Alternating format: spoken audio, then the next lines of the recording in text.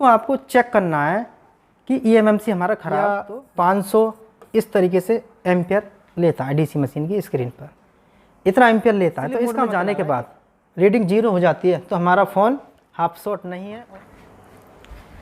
देखिए दोस्तों, आप सभी का फिर से हमारे एक नए वीडियो पर स्वागत है।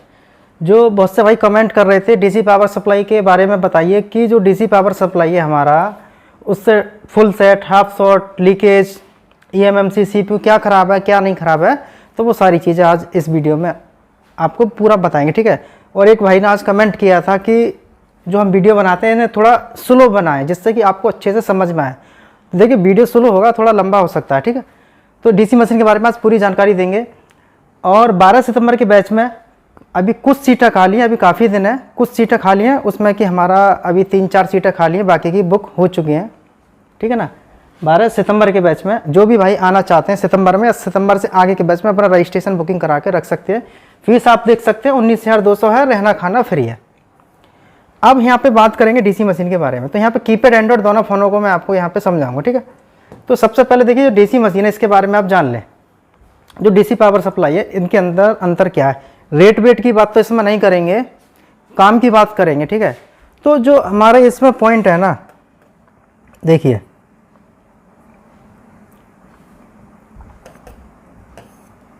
इसमें क्या है हमारा, ये जो डीसी पावर सप्लाई ये हमारा है 30 वोल्ट और ये है 5 एम्पियर, ठीक है। ये वाली जो सप्लाई है इसमें आप चेक करेंगे वोल्टेज 12 वोल्ट होंगे इसमें, और इसमें 1 एम्पियर तक रहता है। 12 वोल्ट 1 एम्पियर तक इसमें मिलेगा आपको, और इसमें यहाँ पे बता दिए मैंने कितना इसमें मिलेगा। अब इसमें होता क्या है कि जो डीसी पावर सप्लाई है इसका यूज आप करते हैं, सिर्फ इतना कर सकते हैं, कीपैड फ़ोन या जो पुराने एंड्रॉयड फ़ोन थे उनमें काम कर जाएगी, ऑन करने के लिए चेक कर सकते हैं, बाकी का कोई खास यूज नहीं है इनका। जो ये मशीन है, अब मान लो हमारा फ़ोन, ये फ़ोन है कीपैड फ़ोन है, ये 1 एम्पियर पे जो हमारा ऑन होता है, 4 वोल्ट 1 एम्पियर पे, तो इस मशीन का यूज आप इसमें कर सकते हैं। जैसे कि जो इसका प्लस का वायर है वो आप इसके प्लस पे लगा दें, माइनस वाला इसके माइनस पे लगा दें। अब आप इसका पावर की को प्रेस करेंगे ना, मोबाइल का जो ऑन ऑफ बटन है उसको दबाएंगे, तो दबाने के बाद क्या होगा, फ़ोन ऑन हो जाएगा। क्यों? क्योंकि इस मशीन के अंदर एम्पियर 1 है और इसकी कैपेसिटी कितनी है, 1 एम्पियर तक की। यहाँ तक बात आपको समझ में आ गई होगी। इसके बाद अब इसको हटा देते हैं साइड में यहाँ से डीसी मशीन को, और इस मदरबोर्ड को भी मैं हटा देता हूँ, ठीक है, जिससे कि आपको सारी चीज़ें क्लियर अच्छे से समझ में आ जाए। अब इस बोर्ड को हम ले लेते हैं यहाँ पे, अभी एंड्रॉयड बोर्ड है। अब इस बोर्ड की जो सप्लाई है इस मशीन से ऑन करें, या जो डीसी पावर सप्लाई जो मैंने अभी आपको दिखाई थी किससे ऑन करना चाहते हैं, पीली वाली से ऑन करेंगे, उसके अंदर क्या है 1 एम्पियर। लेकिन ये मोबाइल है ना हमारा, ये क्या होता है इसमें, ये चलेगा आपका 4 वोल्ट 2 एम्पियर। ये किस पर चलेगा, 4 वोल्ट 2 एम्पियर, 4 वोल्ट 2 एम्पियर पे ये फ़ोन ऑन होगा। क्या आप पीली वाली से ऑन कर सकते हैं? नहीं हो सकता है, ठीक है। तो आपको एक बार सामान लेना है, अच्छा लेना है। तो यहाँ पे ये तो हो गया फ़ोन ऑन करने वाली चीज़ें। अब बात करते हैं शॉर्टिंग के बारे में। तो सबसे पहले कीपैड को ही ले लेते हैं, समझा देता हूँ मैं आपको यहाँ पे, जिससे कि आपको अच्छे से समझ में आ जाएगा। तो ये जो कीपैड फ़ोन है हमारा, दोनों की बात करेंगे, कीपैड एंड्रॉयड की। अब डीसी पावर सप्लाई में क्या करना है आपको, यहाँ पर 4 वोल्ट सेट करना है कीपैड के लिए। कुछ चीज़ आपको पता होनी चाहिए। यहाँ पे 1.5 मतलब 1.5 एम्पियर आपको रखना है इसमें। 1.5 एम्पियर तक हमारा कोई भी कीपैड फ़ोन आप ऑन कर सकते हैं, उस पर एंड्रॉयड भी ऑन होंगे, कीपैड भी ऑन होंगे। अब जो इसका प्लस पॉइंट है ये आपको यहाँ लगाना है, माइनस यहाँ पे लगाना है। अब आप जैसे इसकी पावर की को प्रेस करते हैं, जैसे ही मोबाइल का ऑन ऑफ बटन को प्रेस करेंगे कीपैड वाले को, कोई भी कीपैड है, ऑन हो जाएगा। यदि ऑन नहीं होता वो आपका, जैसे कि रीडिंग आती है ना डीसी पावर सप्लाई में, रीडिंग का मतलब जो हमारे एम्पियर होते हैं, ये एम्पियर आते हैं। कितना आता है इसमें, देखिए एम्पियर जो मिलेगा आपको इसमें किस तरीके से चेक करना है। जैसे आपने ऑन ऑफ बटन दबाया, क्या किया आपने, ऑन ऑफ बटन को प्रेस किए, प्रेस करने के बाद यहाँ पे जो एम्पियर है, ये एम्पियर लेता है आपका 0.90 तक, इस तरीके से रुक जाता है या चिपक जाता है या छोड़ देता है। तो आपको क्या करना है, जो काला वाला पॉइंट आपने ग्राउंड किया है ना, इसको ग्राउंड तो लगा रहने दें, ग्राउंड के साथ में यहाँ पे चिमटी से इन दोनों को टच कर सकते हैं। क्या होगा, जब तक इस मोबाइल को BSI नहीं मिलेगा तो आपका फ़ोन ऑन नहीं होगा बिना BSI के, ठीक है। तो ये चीज़ आपको समझ में आ गई होगी। अब बात करते हैं इसकी फुल शॉटिंग की, ठीक है। फुल शॉटिंग, अब फुल शॉटिंग का मतलब है आप मल्टीमीटर से चेक करते हैं। मल्टीमीटर से जब चेक करते हैं, मैं मीटर भी दिखा देता हूँ आपको, जिससे कि सारी चीज़ें क्लियर हो जाएं। देखिए वीडियो हमारे थोड़े लंबे तो होते हैं, पर मैं कोशिश करता हूँ कि आपको सारी चीज़ें अच्छे से समझा सकूँ, एक एक पॉइंट आपको समझ में आ जाए। आपको अच्छा लगता है तो आप हमारा इंस्टीट्यूट भी ज्वाइन कर सकते हैं। अब होता क्या है, मीटर जो है ये हमारे को कहाँ लगाना है, बजर मोड पे, बजर मोड पे लगाती है। और मोबाइल शॉर्ट है तो मल्टीमीटर से चेक करना बताते हैं, फिर DC मशीन से बताएंगे। मोबाइल हमारा फुल शॉर्ट है तो बजर पर लगाने के बाद मीटर का एक प्रोब आप इस पर रखें और दूसरा प्रोब आप इस पर रखें, प्लस और माइनस पे। अब क्या होगा, मीटर में बीप आएगा। बीप आने का मतलब है, बीप आने का मतलब है कि बैटरी की लाइन में, पूरे PCB में, पूरे मदरबोर्ड में जहाँ भी इसके लाइन के कंपोनेंट लगे होंगे, ठीक है, जहाँ भी इसमें लगे होंगे, जैसे यहाँ पर कुछ कंपोनेंट हैं, यहाँ भी हैं, यहाँ भी हैं, जो बैटरी के कनेक्शन के होंगे उनमें से कोई भी एक कंपोनेंट खराब होने से, एक कंपोनेंट शॉर्ट होने से बैटरी के प्लस पर शॉर्टिंग आ जाती है। तो मल्टीमीटर से आप इस तरीके से चेक कर सकते हैं क्या हमारा मदरबोर्ड शॉर्ट है या नहीं है, ठीक है। इसके बाद में क्या करना है, अब इसकी शॉर्टिंग निकालनी है आपको। तो शॉर्टिंग निकालने के लिए देखिए बहुत से भाई कहते हैं कि सीधा करंट दे दो उस पर, शॉर्ट किलर लगा दो। इस तरीके से नहीं निकालनी है आपको, मैं एक तरीका बताता हूँ। यहाँ पे हमारा जो बैटरी होता है इसका कितना चार्ज होता है, 4 वोल्टेज तक, 4 वोल्ट तक मोबाइल की बैटरी फुल चार्ज होती है। तो आपको क्या करना है, यहाँ पे 4 वोल्ट फिक्स सेट रखना है। वोल्टेज यहाँ से आप रेगुलेट कर सकते हैं इसका, ठीक है। अब जो इसके एम्पियर है इसको यहाँ से सेट करना, कितना सेट करना है एम्पियर आपको जो सेट करना है ना, पहले तो पता होना चाहिए हमारा फ़ोन है कितने एम्पियर पे चलते हैं। तो ये 1 से 1.5 एम्पियर पे चलता है, 1.5 एम्पियर। तो हम क्या करेंगे यहाँ पे 1.5 इस तरीके से 1.5 एम्पियर यहाँ पे सेट करेंगे। सेट करने के बाद इसके प्लस पे प्लस, माइनस पे माइनस आप लगा दें। अब क्या होगा, जो 1.5 एम्पियर है ना, यहाँ पर पूरा एम्पियर आपको DC मशीन दिखाने लग जाए कि ये फुल शॉर्ट है। अब इस पर लगाने से पहले एक बार जो DC पावर सप्लाई के दोनों प्रोब हैं, एक बार इस तरीके से टच करके देख सकते हैं क्या हमारा एम्पियर DC मशीन में आ रहा है। जो एम्पियर DC मशीन में प्रोब आपस में शॉर्ट करने से आएंगे, वही एम्पियर प्लस माइनस शॉर्ट होने से DC पावर सप्लाई दिखाई देगी। अब हमारा जो एम्पियर है इसमें, ठीक है, जो एम्पियर है वो इतना सेट है। अब इतने पर शॉर्टिंग तो नहीं निकलेगी। अब क्या होगा, शॉर्टिंग इस पर नहीं निकली, इसके लिए क्या करना है, जो हमारे ये एम्पियर है ना, ये एम्पियर जो थे ये आपको इस बटन से ये धीमे धीमे बढ़ाने हैं।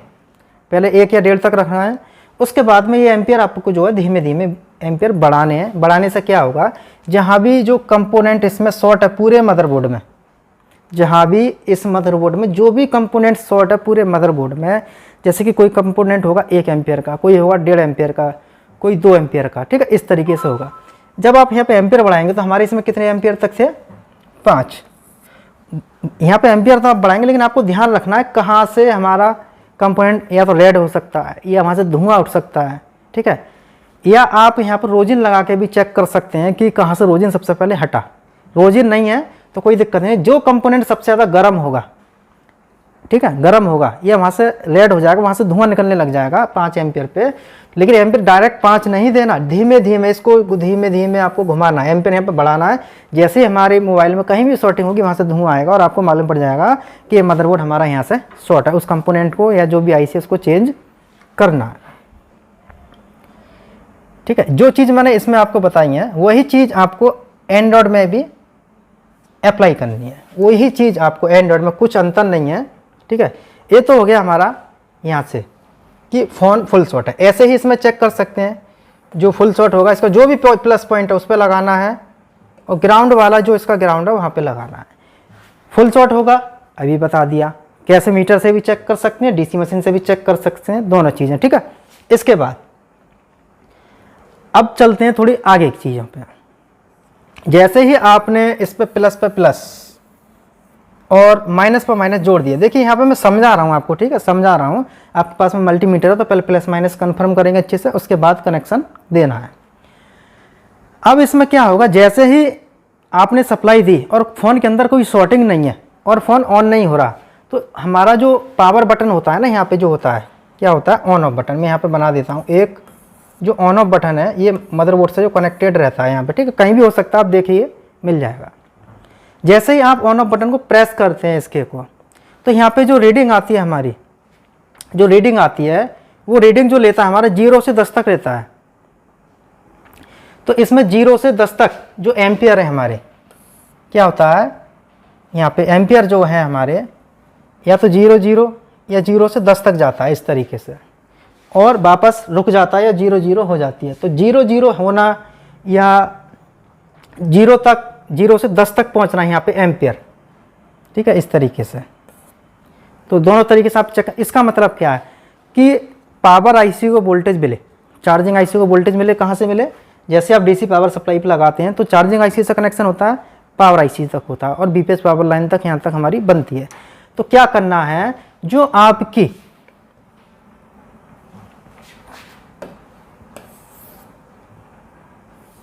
देखिए, जो आपकी यहाँ पर क्या है, ये जो भी पावर आईसी है इसके आसपास चेक करें, कब, 0 से 10 तक एम्पियर लेने पर पावर आईसी के आसपास चेक करें, कोई कंपोनेंट शॉर्ट तो नहीं है, कोई हमारा बककॉइल शॉर्ट तो नहीं है, ठीक है। ये सारी चीज़ें आपको चेक करनी है, क्योंकि इतना एम्पियर लेने का मतलब, जैसे आप ट्रिगर करते हैं तो पावर आईसी ऑन होने की कोशिश करती है, लेकिन कोई ऐसा कंपोनेंट है जो कि पैरेलल में है, वो सारा कंपोनेंट ग्राउंड में करंट को भेज देता है, या हो सकता है सीरीज़ का ब्रेक हो रहा हो। तो ये सारी चीज़ें आपको यहाँ पे चेक करनी है कि हमारा कहाँ से इसमें प्रॉब्लम है, ठीक है। तो यहाँ पे एक फॉल्ट मैंने आपको बताया इसमें, ठीक है। अब इसके बाद दूसरी बात करते हैं।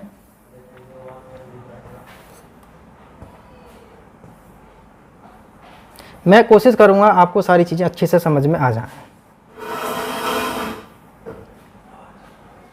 ठीक है। और जो भी भाई आना चाहते हैं, अपना रजिस्ट्रेशन कराना चाहते हैं, वो अपना रजिस्ट्रेशन करा सकते हैं। अब क्या होता है, डीसी से ये सप्लाई हमने इसमें दी, क्या हुआ, डीसी से सप्लाई हमने इसमें दी, दूसरी सप्लाई यहाँ से दे दी। अब इसकी पावर की को आप ऑन करते हैं, जैसे ही प्रेस करते हैं, और हमारा जो एम्पियर है इसमें कितना एम्पियर, 60 से 120 तक, 10-5 ऊपर नीचे हो सकते हैं, इतने से इतने तक बीच में जाता है। तो इसका मतलब क्या है कि इसके अंदर सॉफ्टवेयर पड़ा हुआ है, क्योंकि 100 के ऊपर पहुंच चुका है, 100-125 के ऊपर पहुंचा, तो हमारा 100 से यहाँ पर 50 भी हो सकता है, 130 भी हो सकता है, कोई फिक्स नहीं है, इलेक्ट्रॉनिक सर्किट है, इतना एम्पियर हमारा आता है। तो इसका मतलब क्या है कि हमारा फ़ोन बूट होने की कोशिश कर रहा है, हो सकता है गिरने से लूज हो गया हो। तो इसके लिए क्या करना है, जो फ़ोन का EMMC है ना, EMMC जो होता है इसका, ठीक है, EMMC जो आईसी होती है, जो हमारा इसमें EMMC है, उसको आपको चेक करना है कि EMMC हमारा ख़राब तो नहीं है या लूज तो नहीं है, ठीक है, इतना काम चेक करना है। इसके बाद जो है EMMC चेक करेंगे, आपको देखना है, मदरबोर्ड देखना है गिरा तो नहीं है, हो सकता है EMMC की बॉल है वो हट तो नहीं गई, ठीक है, ये देखना। अभी रिपेयरिंग नहीं करनी है, इस पर पहले इतना चेक करना है। इतना चेक करने के बाद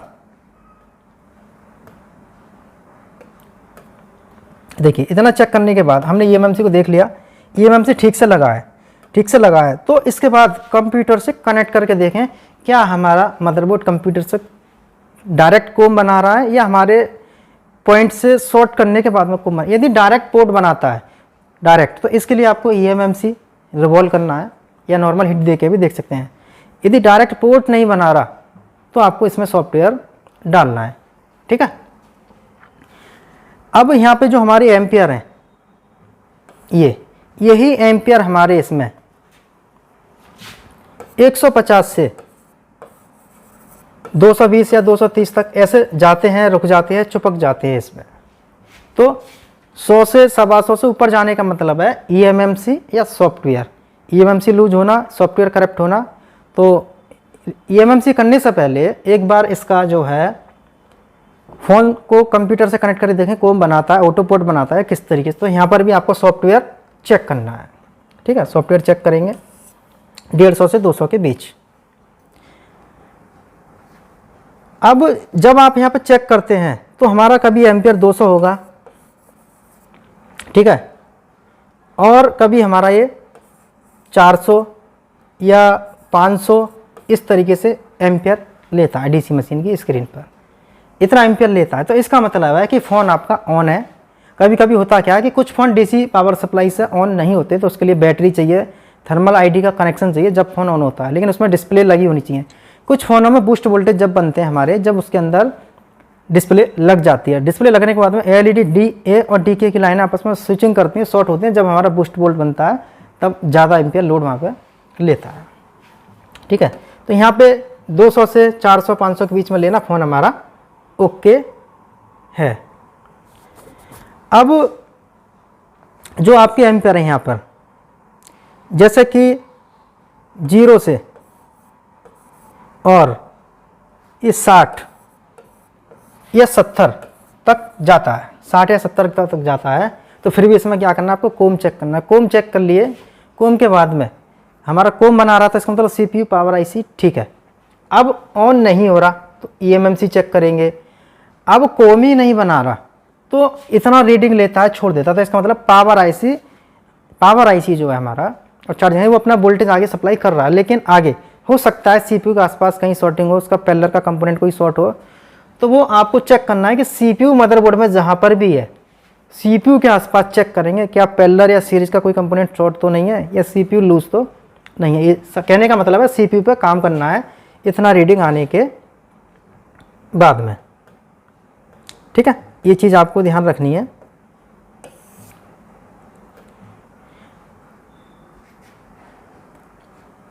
अब जैसे ही इसकी पावर की को प्रेस करते हैं आप, तो हमारा यहाँ पे एम्पियर आता है डायरेक्ट 700 से 800 900 के बीच में डायरेक्ट। जैसे पावर की को प्रेस किया आता है, तो इसका मतलब है इसके बीबेट की लाइन के अंदर कहीं शॉर्टिंग है। जो बीबेट की लाइन है वो शॉर्टिंग हो सकती है, बीपीएस पावर लाइन के अंदर शॉर्टिंग हो सकती है, जिससे कि जो हमारा सर्किट है डायरेक्ट करंट ग्राउंड में डाल रहा है। डायरेक्ट करंट क्या है, ग्राउंड में। तो पेलर का कोई कंपोनेंट शॉर्ट होगा, वो रोजिन से आप उसको चेक कर सकते हैं आराम से।